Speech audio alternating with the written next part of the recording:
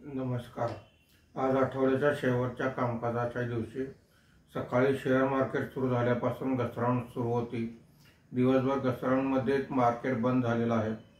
आज market संपताना Sensex हा 200 पॉईंटने घसरून 82,331 वर बंद झालेला आहे.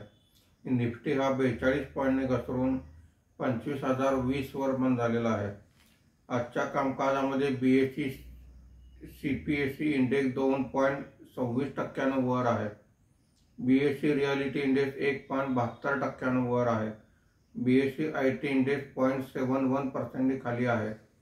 BSE मिड कॅप इंडेक्स 0.85% आणि BSE स्मॉल कॅप इंडेक्स 1.18% वर आहे.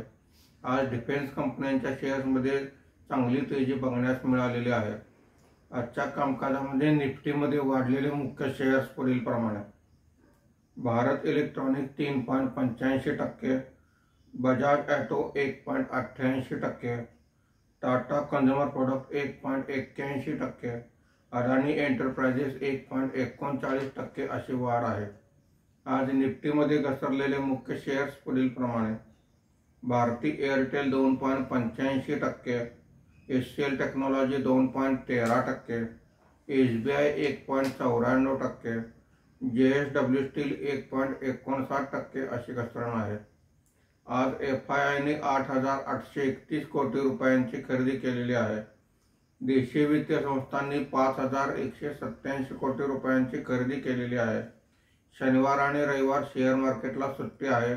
सोमवारी पुन्हा भेटूया. धन्यवाद.